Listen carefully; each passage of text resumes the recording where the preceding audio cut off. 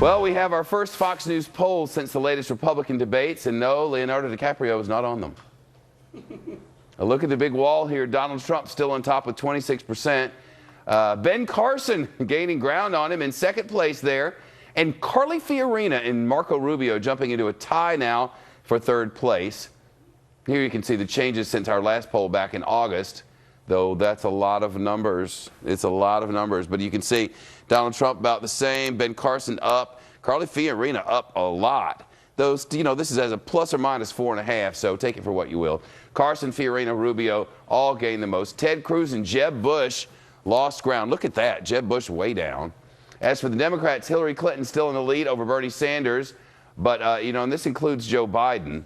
She's down 5 points since last month, but this includes Joe Biden, who's not actually running for president.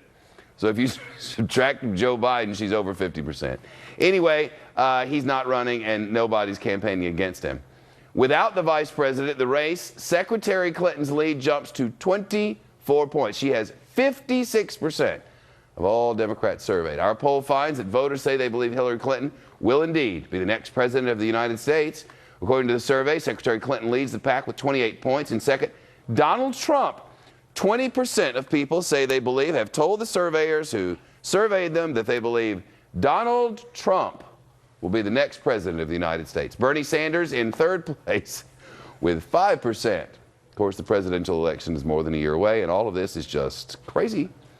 Around this time 8 years ago, 44% of voters said that they thought Secretary Clinton would be the next president, followed by the former New York City Mayor Rudy Giuliani at 12%. Doesn't this seem silly when you look back at it? The current president, who's been around here forever, like 7 years or something, he only had 6%. So it shows you what we all know when they call us up there on the phone or knock on the door or whatever the heck they do. They've never called me. Ed Henry's live outside our D.C. or inside the D.C. newsroom, it would appear. Secretary Clinton still firmly in the lead, but there could be some trouble spots for her, it says here in the teleprompter. Well, Shep, no doubt on that issue of whether or not she's been lying about the email situation when she was Secretary of State. A majority says that among registered voters believe she's lying. But look beneath those numbers. Among Democrats, 31% say she is lying about the email situation. It might be why she's having a harder time than expected in the primaries.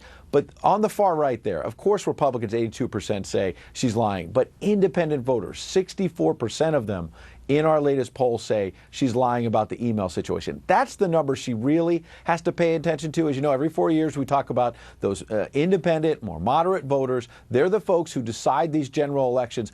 As you say, you lay out the numbers, she's very likely still, despite these troubles, to get the Democratic nomination. In a general election, she's got to win over those independents. And the analysts are saying it's looking as if she's stepping up her campaign strategy. Yeah, particularly to get female voters out there. You have a new Quinnipiac poll saying that among white men, 72% of them have an unfavorable rating of Hillary Clinton. So what does she do? She's trying to gin up even more support than she already has among women. So she's done sort of an unconventional interview with Lena Dunham, one of the stars of that sometimes racy show on HBO, Girls. Take a look.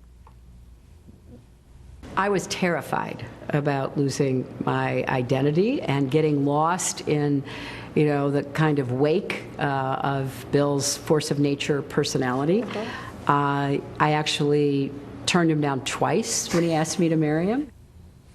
So you can see, trying to show the softer side, talk about her marriage a little bit, try to get more female voters ready to turn out for her in the primaries, and then hopefully for her in the general election as well. By the way, in addition to that unconventional interview, she's doing the conventional ones as well. This Sunday, she'll be on NBC's Meet the Press show. The feminist question.